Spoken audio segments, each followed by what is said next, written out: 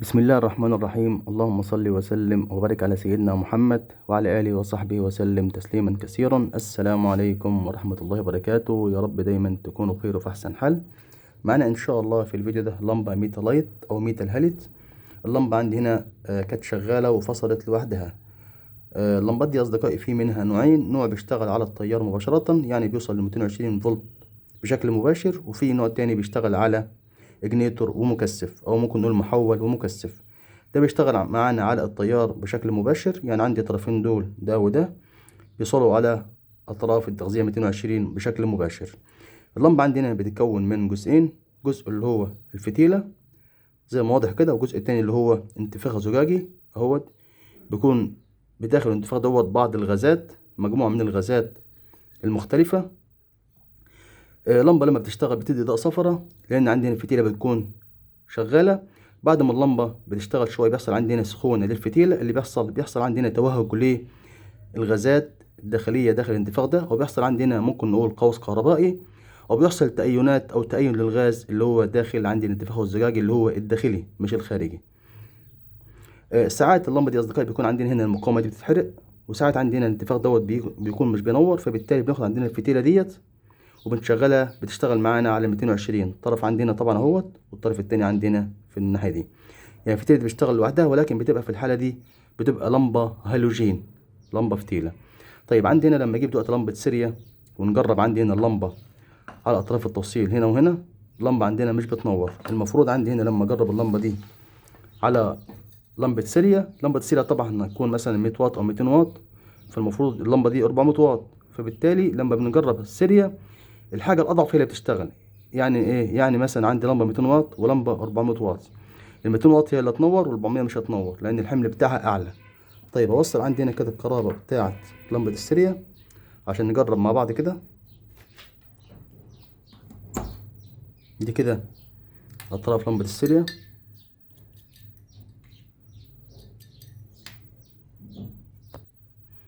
كده لمبة السيريا اهيت. لما نيجي عندي هنا على اللمبة نوصل عندي الأطراف على الكعب، كده اللمبة ما نورتش معانا، كده اللمبة بتنور يعني كده في كهرباء، كده اللمبة ما نورتش. أصبح عندي كده في مشكلة عندي هنا في اللمبة نفسها، وغالبا هتكون المشكلة عندي هنا في الأسلاك بتاعة الكعب، لأن عندي هنا زي ما قلت لحضراتكم عندي هنا الفتيلة شكلها سليم، وعندي هنا مفيش عندي هنا داخل الانتفاخ الداخلي دوت. ساعات لما اللمبة بعد فترة طويلة من التشغيل بيكون عندي هنا آثار سواد عندي هنا في الأجزاء الداخلية للانتفاخ الزجاجي الداخلي، فبالتالي عندي هنا المقاومة شكلها سليم والفتيلة سليم، وعندي هنا الجزء الداخلي دوت يعتبر لونه فاتح مش غامق. فمعنى كده إن ممكن عندي يكون المشكلة عندي هنا في السلك اللي تحت الكعب نفسه.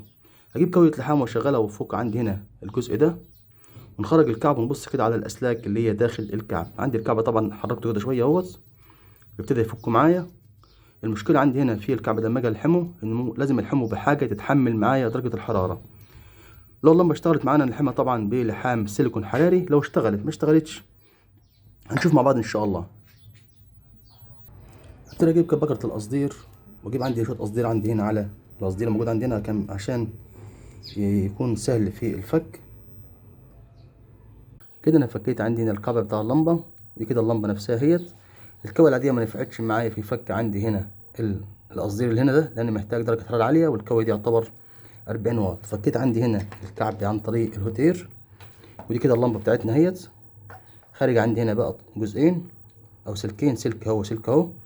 لو جبنا دلوقتي هنا لمبة السيريا وجربنا عندي هنا على اطراف اللمبة اللي هما الجزئين دول، اللمبة ممكن تنور معانا وممكن تدي معانا علامة انها هتنور، لان اللمبة عندي دي تعتبر 400 واط ودي عندنا يعتبر 200 واط او 250، فبالتالي دي هتنور واللمبة دي مش هتقوم. هوصل عندنا الكهرباء بتاع لمبة السيريا، واجيب عندنا اطراف لمبة السيريا،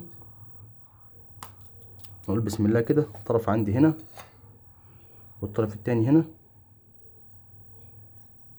كده اللمبة يعتبر هي كده يعتبر اللمبة هتشتغل معانا، ولكن الكهرباء عندنا مش مقوماها. زي ما قلت لحضراتكم عندنا اللمبة دي يعتبر 400 واط ولمبة السيريا يعتبر 200 واط. كده اشتغلت معانا اللمبة. هبتدي اعمل ايه بقى؟ السلك دوت يعتبر عندي هنا بيركب عندنا في الكعب من فوق، هطوله شوية، والسلك ده بتاع الجنب برضه هطوله شوية. اجيب سلك يكون محمل، سلك يعتبر اقل من 1 مللي مصمت، او ممكن اجيب سلك شعر محمل اوصل بيه السلك ده والسلك ده. انا جبت سلك اهوت 3 مللي، ياخد منه هنا شعرتين للطرف بتاع اللمبة وشعرتين للطرف التاني عشان يبقى السلك محمل. ياخد برضو كده سلكين مع بعض الطرف التاني. هوصل بقى السلكين ببعض كده واربطهم ربط كويس علشان يبقى توصيل جيد، وبرضو هديهم برضو قصدير.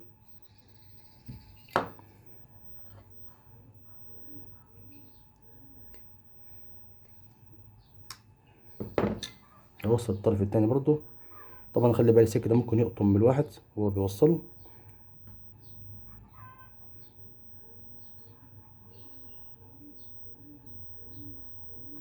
طبعا مش هكتفي بيه لف السلك بس، انا هديله قصدير علشان السلك يبقى متصل اتصال قوي او اتصال جيد. كده اديت عندي هنا السلك قصدير اهوت، وهعدله بالشكل كده. السلك يعتبر هو اللي يشيل معايا اللمبه. ده كده يبقى في الدوايه من فوق وده كده في الدوايه من الجنب.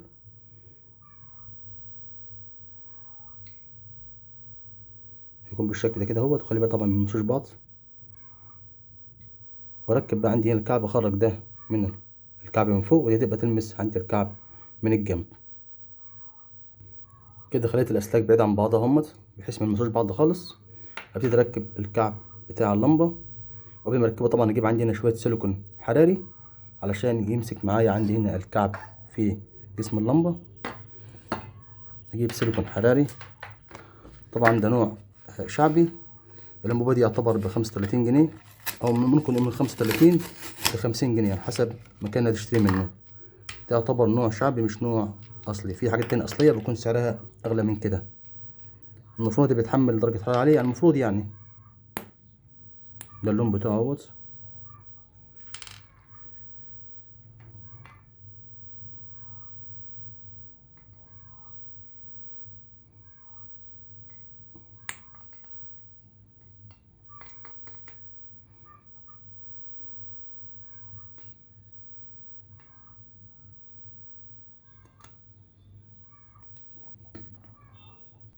كده ركبت عند الكعب السلك، خرجته عندي من هو سلك النحاس، والسلك التاني فردته علشان لما اللمبة تنشف هديله عندي هنا قصدير وهنا قصدير.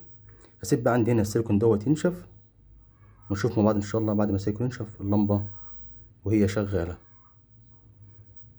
كده انا سبت اللمبة حوالي 3 ساعات. بعد كده جيت عندي هنا وجرحت عندي هنا الجسم نفسه بتاع الكعب، ولحمت عندي هنا قصدير اهوت. وجيت عندي هنا برضو لحمت قصدير، زودت قصدير عندي هنا. ويعتبر عندي هنا الحمل بتاع اللمبة نفسها بتاع التقل بتاع الازازة على السلك اللي هو ركبته عندي هنا. يعني مش الاعتماد على السيليكون. السيليكون ده يعتبر المفروض انه حراري. مكتوب عندي هنا بيتحمل درجة حرارة 650 فahrenheit، يعني ممكن نقول 320 او 325 مثلا درجة مئوية. طبعا ده رقم كبير جدا، اللمبة مش هتصل للدرجة ديت. اللحام هو طبعا لحام انا يعتبر جرحت قبل ما الحم علشان يمسك عندنا القصدير في كعب اللمبة كويس علشان ما يفكش، وعلشان عندي هنا ميش الرص. وطبعا عندي هنا كانوا سلكين، خليت كل سلك بالحام مستقل اهوت.